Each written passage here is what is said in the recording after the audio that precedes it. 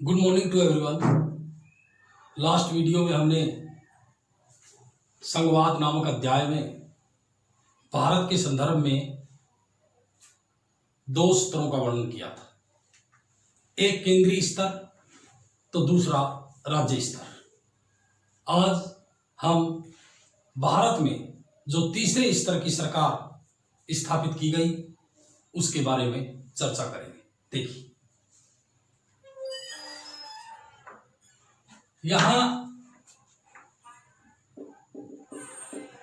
तीसरे स्तर की सरकार गठित की गई। भारत के अंदर पहला स्तर केंद्रीय स्तर, उसके बाद राज्य स्तर और उसके बाद तीसरा स्तर यानी कि स्थानीय स्तर। इतने विशाल देश में केवल इन दो सत्रों से काम चलने वाला नहीं था, क्योंकि हमारे देश के अंदर ऐसे अनेक प्रांत हैं जिन प्रांतों की जनसंख्या यूरोप में स्थित स्वतंत्र देशों की तुलना में बहुत ज्यादा है। कुछ देश मैं आपको बताऊंगा। ये देखिए, उत्तर प्रदेश, हमारे देश का जो उत्तर प्रदेश राज्य है, ये जनसंख्या के हिसाब से रूस से बड़ा है। महाराष्ट्र राज्य है हमारे देश का, महाराष्ट्र राज्य जनसंख्या के हिसाब से जर्मनी जो यूरोपियन देश है उससे बड़ा है। हरियाणा राज्य है यूरोप में स्थित बेल्जियम देश, जो हमने सत्ता की साझेदारी नामक अध्याय में पढ़ा था कि बेल्जियम में किस प्रकार सत्ता का बंटवारा किया गया था। उस बेल्जियम की जनसंख्या हरियाणा से आधी है।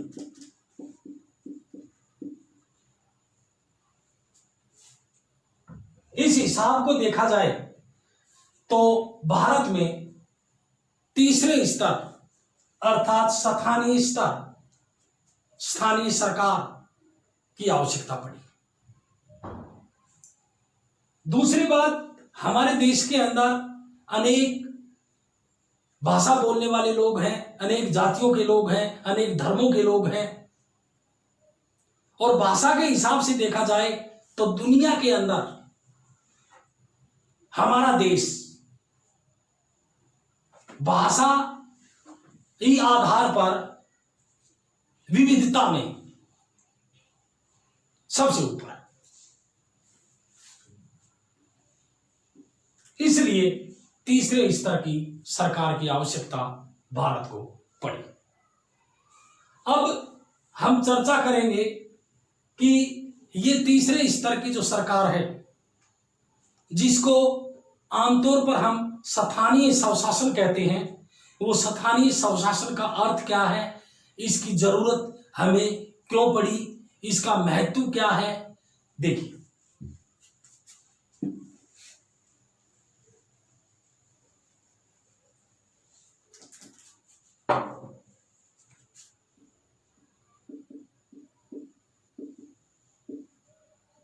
स्थानीय स्वशासन अर्थ,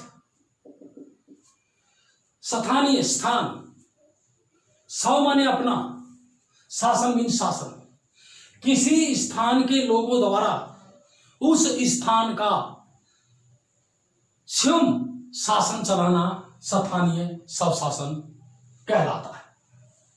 तो इसका अर्थ अगर आपसे पूछा जाए तो आपने बताना है, कोई भी स्थान है, किसी स्थान के लोगों द्वारा उस स्थान का शासन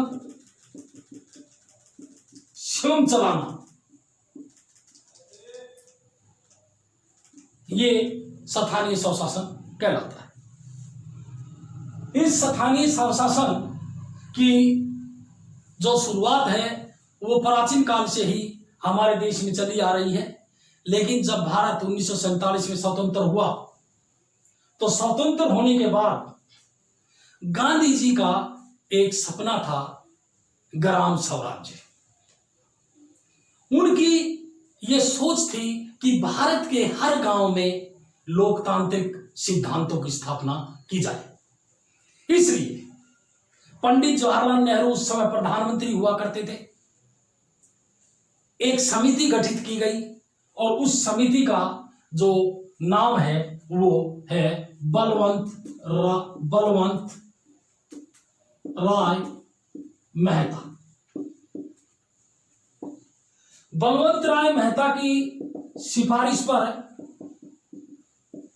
1959 में हमारे देश के एक राज्य राजस्थान में एक जिला है नागौर। उस नागौर जिले में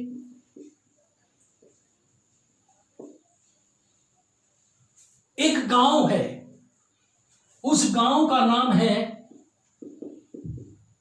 बगदरी गांव। उसमें सबसे पहले स्थानीय स्वशासन लागू किया गया, जिसे पंचायती राज व्यवस्था कहा जाता है।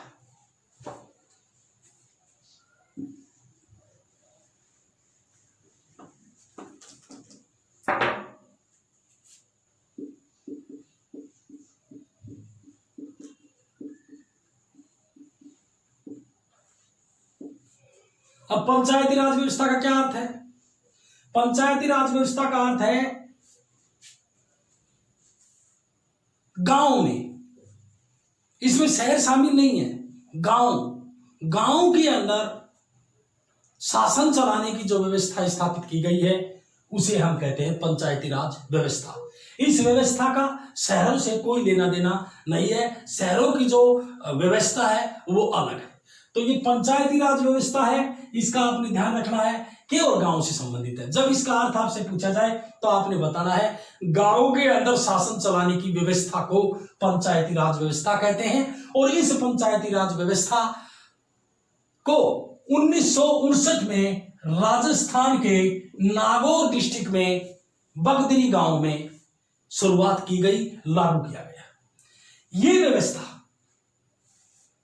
त्रिस्तरीय व्यवस्था भी कही जाती है, क्योंकि इसके अंदर 3 सत्रों पर संस्थाएं स्थापित की गई हैं।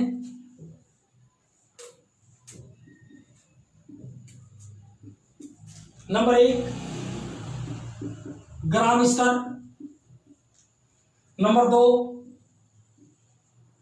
खंड स्तर या प्रखंड स्तर, और नंबर 3 जिला स्तर। ग्राम स्तर पर जो स्थानीय संस्था शासन चलाने के लिए स्थापित की गई है उसको कहते हैं हम ग्राम पंचायत। खंड स्तर पर जो संस्था स्थापित की जाती है उसे कहते हैं हम खंड समिति या पंचायत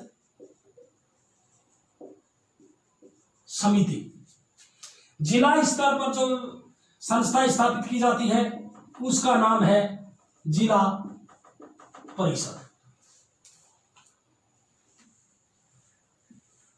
इन स्तरों पर इन संस्थाओं का चुनाव किस प्रकार होता है?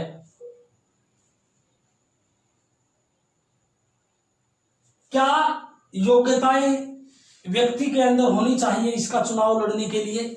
क्योंकि तीनों संस्थाओं का निर्माण जो है वो चुनाव के द्वारा होता है। तो प्यारे बच्चों, इसमें आपने एक बात ध्यान रखनी है कि जो ये स्थानीय स्वशासन है, चाहे वो ग्रामीण है चाहे वो शहरी है, उसमें अगर कोई व्यक्ति चुनाव लड़ना चाहता है तो उसकी उम्र जो है वो कम से कम 21 वर्ष होनी चाहिए। आयु के आधार पर अगर योग्यता पूछी जाए तो आपने 21 वर्ष बतानी है, 21 वर्ष या इससे अधिक या कम से कम 21 वर्ष। अब ग्राम पंचायत का गठन किस प्रकार से किया जाता है, ये देखिए, ये गांव है और इस गांव को अनेक वार्डों में बांट दिया गया। ये देखिए, अब अलग अलग वार्डों में गांव को बांट दिया गया है। इस गांव में मान लीजिए 24 वार्ड हो गए। अब ये जो वार्ड है, इन वार्डों से एक एक प्रतिनिधि चुना जाता है उस वार्ड के मतदाताओं द्वारा, जो पंच कहलाता है। फिर पूरा गांव जो है वो एक सरपंच चुनता है। पंच और सरपंच का जो समूह होता है उसको कहते हैं ग्राम पंचायत। दूसरी बात, ग्राम पंचायत के कार्य क्या है? ग्राम पंचायत गांव में विकास के कार्य करवाती है। ग्राम पंचायत गांव में पीने का पानी का प्रबंध करती है। ग्राम पंचायत गांव में गलियों को पक्की करवाती है। ग्राम पंचायत गांव में नालियों की व्यवस्था करती है। ग्राम पंचायत गांव में होने वाले झगड़ों का निपटारा करती है। ये अमूमन आप सभी जानते हैं कि गांव में जो ग्राम पंचायत है वो गांव में क्या क्या कार्य करती है, तो ये कार्य आपने बताने। उसके बाद खंड स्तर पर एक संस्था स्थापित की जाती है, पंचायत समिति। और पंचायत समिति का गठन जो है वो देश के अंदर अलग अलग राज्यों में अलग अलग हो सकता है। अगर हमारे राज्य की बात करें तो पंचायत समिति का जो एरिया होता है यानी कि खंड, उस खंड को अनेक वार्डों में बांट दिया जाता है और उस निर्वाचन क्षेत्र से, उस वार्ड से एक एक प्रतिनिधि चुना जाता है और उन प्रतिनिधियों का जो समूह होता है वो पंचायत समिति कहलाता है। और पंचायत समिति चुने हुए सदस्य जो होते हैं इसके अंदर, वो अपने में से ही अपना एक अध्यक्ष चुन लेते हैं। ये ग्राम पंचायत के ऊपर होती है पंचायत समिति। इसके बाद जिला परिषद, ये सबसे बड़ी इकाई है पंचायती राज व्यवस्था की। जिला परिषद जिला स्तर पर गठित की जाती है। इसको भी जो है पूरे जिले को अनेक वार्डों में बांट दिया जाता है। हर वार्ड से एक एक प्रतिनिधि मतदाता जो है चुन करके भेजते हैं और उन चुने हुए प्रतिनिधियों का जो समूह है वो जिला परिषद कहलाता है।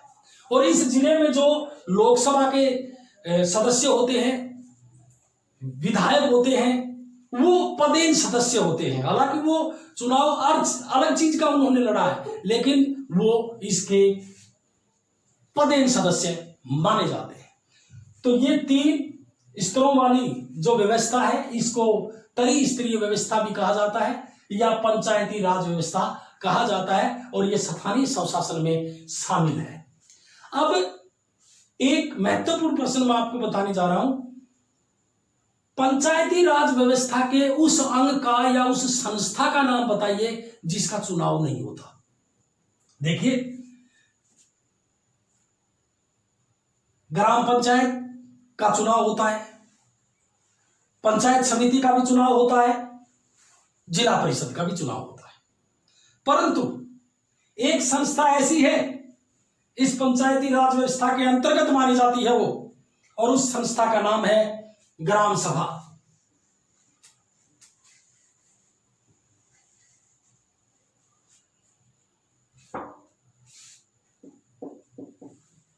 ग्राम सभा। अब आप देखते हैं कि ये ग्राम सभा हो गई, ये ग्राम पंचायत हो गई, इसका मतलब ग्राम स्तर पर दो संस्थाएं हो गई, एक ग्राम पंचायत, एक ग्राम सभा। ग्राम पंचायत का चुनाव गांव के मतदाताओं द्वारा कर दिया गया। अब ग्राम सभा क्या है? देखिए, गांव के अंदर जो मतदाता हैं उनका जो समूह है वो ग्राम सभा है। गांव के अंदर जितने भी मतदाता है उन मतदाताओं का जो समूह है वो ग्राम सभा कहलाता है। कई बच्चे जो है ग्राम सभा का नाम आते ही एग्जाम के अंदर ग्राम पंचायत मान लेते हैं, जबकि ग्राम पंचायत अलग है और ग्राम सभा अलग है। अब इसका सदस्य कौन बन सकता है? चुनाव तो लड़ना नहीं है। इसका सदस्य वही व्यक्ति बन सकता है जिसकी आयु 18 वर्ष या इससे अधिक हो। यह संविधान में वर्णित है। जिसकी आयु 18 वर्ष हो गई वो अपनी वोट बनवाएगा और जैसे ही वोट बनवाएगा उसका मतदाता सूची में नाम दर्ज हो जाएगा और वो ग्राम सभा का सदस्य जो है बन जाएगा। ये ग्राम सभा, ध्यान रहे, ग्राम पंचायत से बड़ी है क्योंकि इसमें गांव के सभी मतदाता शामिल हैं। अब इसके कार्य क्या है ग्राम सभा के? कई बार एग्जाम में प्रश्न पूछा जाता है कि ग्राम सभा किसे कहते हैं, तो उसके कार्य क्या है? नंबर 1 कार्य, जो ये ग्राम सभा है ग्राम पंचायत के कार्यों का निरीक्षण करती है। ग्राम पंचायत के कार्यों की समीक्षा करती है। दूसरी बात, जो ग्राम पंचायत का जो वार्षिक बजट होता है उस वार्षिक बजट को पास करती है। तो वार्षिक बजट पर विचार विमर्श करती है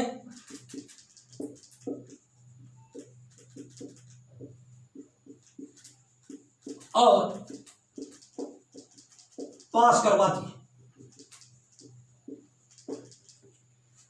ये कार्य आपने लिखने हैं और अगर अधिक कार्य पूछे जाएं तो आपने ये बताना है कि ग्राम पंचायत ग्राम सभा की मदद से ही जो गांव में झगड़े होते हैं उन झगड़ों का निपटारा करती है।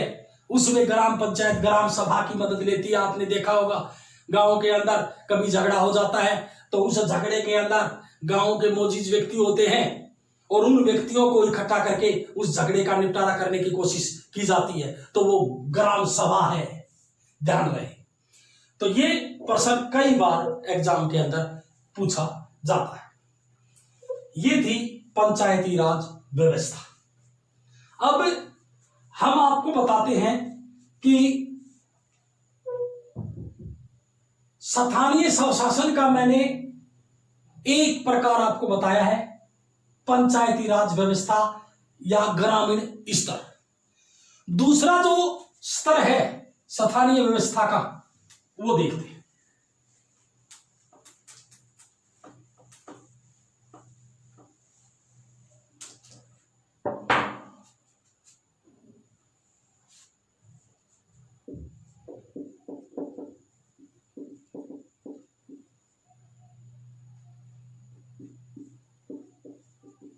ग्रामीण स्तर पर मैंने आपको बताया पंचायती राज।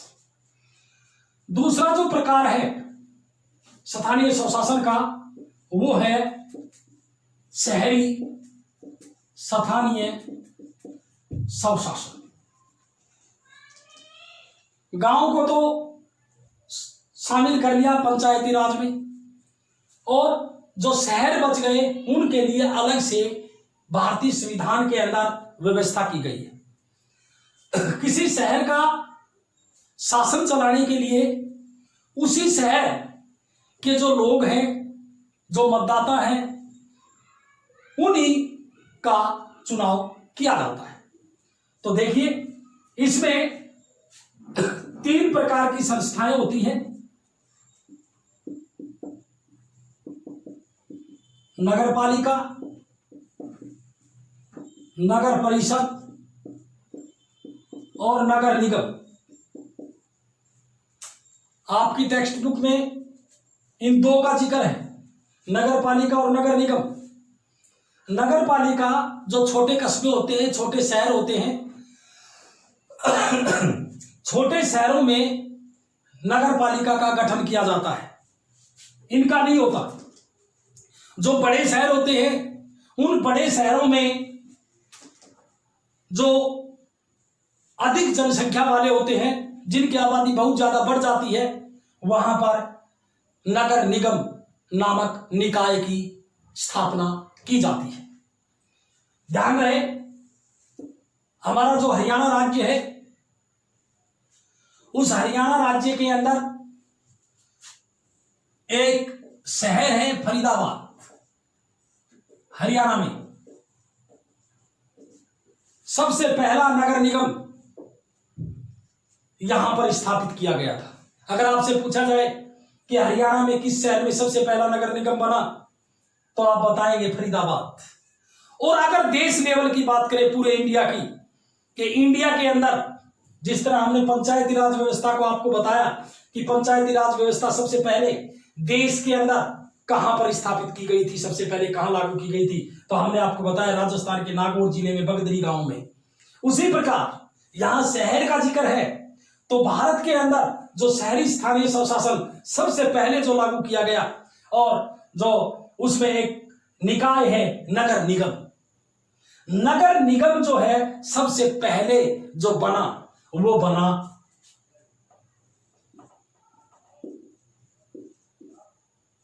तमिलनाडु के अंदर है, चेन्नई राजधानी है तमिलनाडु की।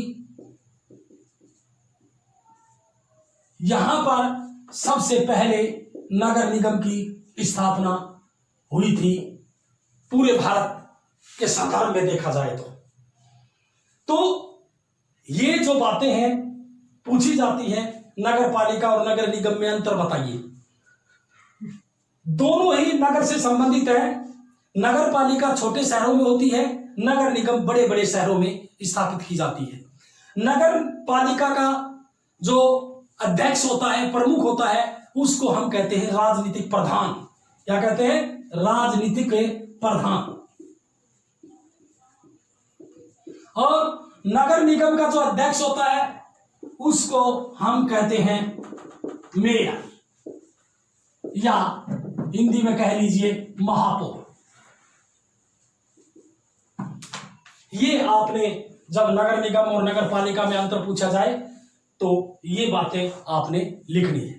तो ये जो टॉपिक था हमारा तीसरे स्तर की सरकार, स्थानीय स्वशासन। इससे आगे चलते हैं हम।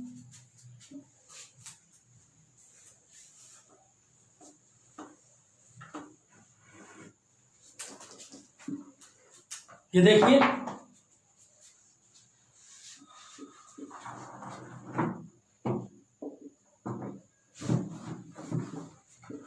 सत्ता का विकेंद्रीकरण। सत्ता का विकेंद्रीकरण क्या होता है? एक प्रकार से स्थानीय स्वशासन ही है। हमारे देश के अंदर केंद्र सरकार और राज्य सरकार के द्वारा तीसरे स्तर पर सरकारें स्थापित की गई, उसे कहते हैं सत्ता का विकेंद्रीकरण। यानी कि जो केंद्र सरकार है और राज्य सरकारें हैं, इन दोनों ने मिलकर के जो सत्ता का बंटवारा है वो तीसरे स्तर की सरकार में कर दिया।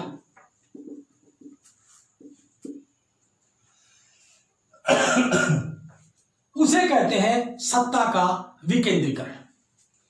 अब सत्ता का विकेंद्रीकरण, इसकी आवश्यकता क्यों पड़ी? आवश्यकता क्यों पड़ी?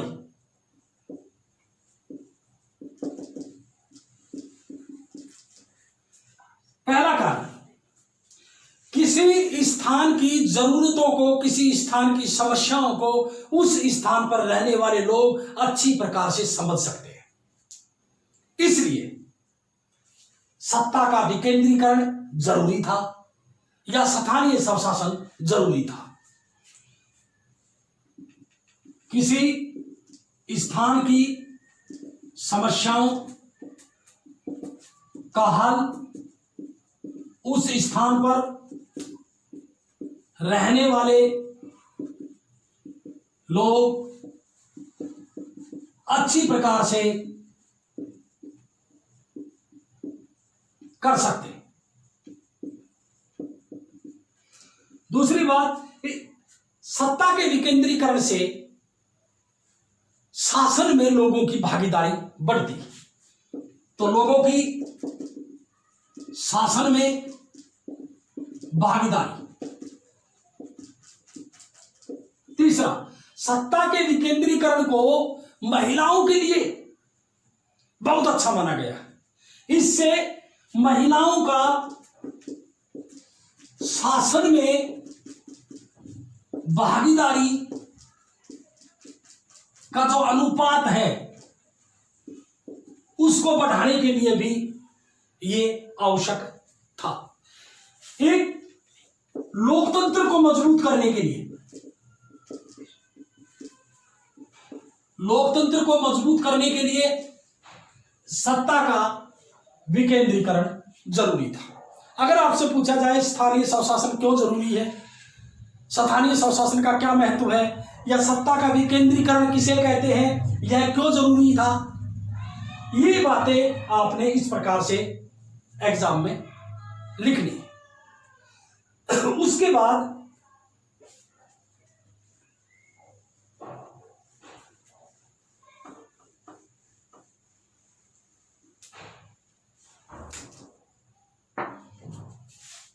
जो तीसरे स्तर की सरकार गठित की गई,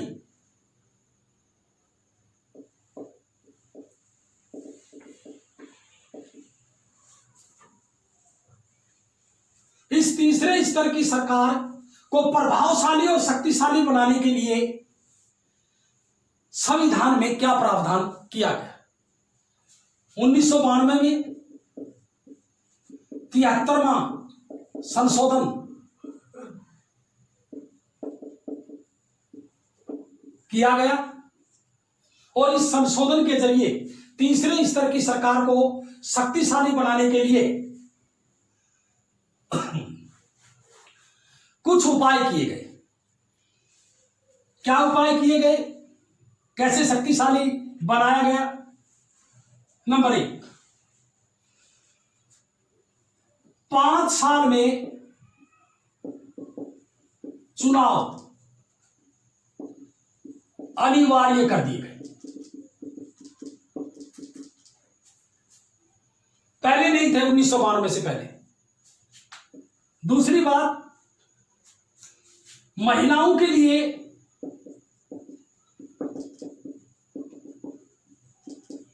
1/3 सीटें आरक्षित कर दी गई। तीसरी बात, संविधान में प्रावधान किया गया कि जो भारत के अंदर SC, ST and BC, SC की फुल फॉर्म है शेड्यूल कास्ट, अनुसूचित जाति, ST शेड्यूल ट्राइब, अनुसूचित जनजाति, BC बैकवर्ड क्लासेस, पिछड़े वर्ग। इन अनुसूचित जाति, अनुसूचित जनजाति और पिछड़े वर्गों के लिए भी स्थानीय स्वशासन में पद जो है वो आरक्षित कर दिए गए। एक स्थानीय संस्थाओं का चुनाव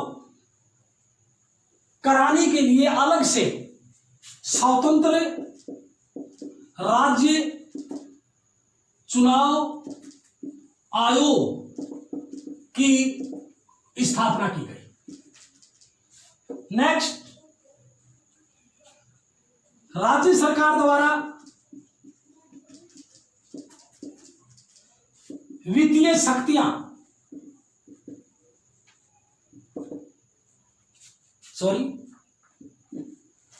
वित्तीय सहायता देने का प्रावधान किया गया। ये 5 बातें ऐसी थी जिसने हमारे देश के अंदर तीसरे स्तर पर स्थित जो सरकारें हैं, स्थानीय स्वशासन है, उसको बिल्कुल मजबूत किया गया है, शक्तिशाली और प्रभावशाली बना दिया गया है। और ध्यान रहे, कई बार पूछा जाता है कि पंचायती राज व्यवस्था या स्थानीय स्वशासन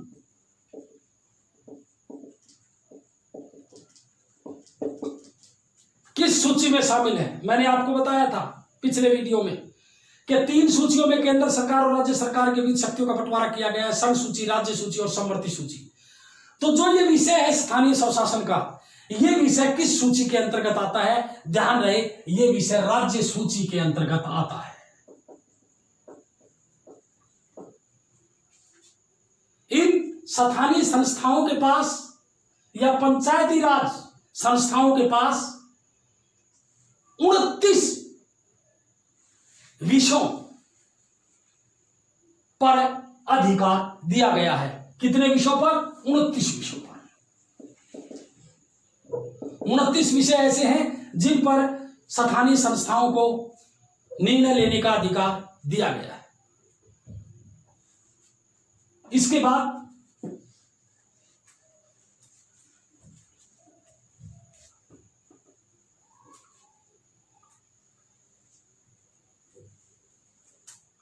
हमने पढ़ा भारत के संदर्भ में संघवाद, पूरा टॉपिक हमने पढ़ लिया है। और एक तरफ पहले चैप्टर में हमने पढ़ा था बेल्जियम,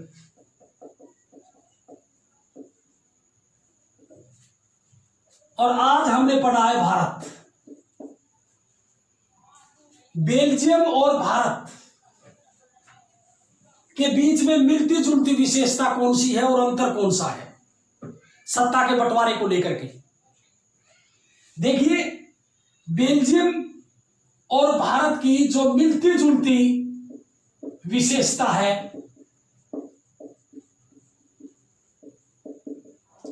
वो है संघवाद। दोनों देशों में संघात्मक शासन व्यवस्था पाई जाती है और दोनों देशों में साथ लेकर चलने की नीति का उदाहरण है। अब अंतर क्या है? अंतर यह है कि बेल्जियम के अंदर तीसरे स्तर पर जो सरकार स्थापित की गई है वो स्थापित की गई है सामुदायिक सरकार, जो विश्व के अंदर किसी भी देश में नहीं मिलती। और भारत के अंदर जो व्यवस्था स्थापित की गई है वो स्थानीय स्वशासन की व्यवस्था स्थापित की गई। किसी भी लोकतांत्रिक देश में स्थानीय स्वशासन की जो व्यवस्था भारत के अंदर है वो विश्व के अंदर किसी देश के अंदर नहीं है। लेकिन यहां हम देखते हैं, यहां भारत और बेल्जियम की जो तीसरे स्तर की व्यवस्था है वो मेल नहीं खाती, ये अंतर है। और जो संघात्मक शासन व्यवस्था है वो बेल्जियम और भारत के बीच में मिलती जुलती विशेषता है। तो कई बार एग्जाम में पूछा जाता है आपसे कि भाई बेल्जियम और भारत के बीच में कोई एक मिलती जुलती विशेषता बताओ और एक अंतर बताओ। तो एक मिलती जुलती विशेषता मैंने आपको बताई और अंतर बताया। अब दुनिया के अंदर किसी देश के अंदर अगर अच्छी घटनाएं घटती हैं तो उससे विश्व के अन्य देशों को भी प्रेरणा मिलती है। और उसी का उदाहरण मैं आपको देता हूं तीसरे स्तर की सरकार के बारे में। एक देश है ब्राजील। उस ब्राजील के अंदर एक शहर है पोर्तो एलेग्रे। ये शहर का नाम है भाई। कहां है ये शहर? ब्राजील के अंदर। सत्ता का विकेंद्रीकरण का यहां पर परीक्षण किया गया है और यहां पर कामयाब भी हुआ है। ये था आज का हमारा स्थानीय स्वशासन से संबंधित टॉपिक। आज यहां ये टॉपिक अर्थात ये चैप्टर 2 जिसके मैंने 3 पार्ट बनाए हैं, ये कंप्लीट होता है। इसी के साथ जय हिंद, जय भारत।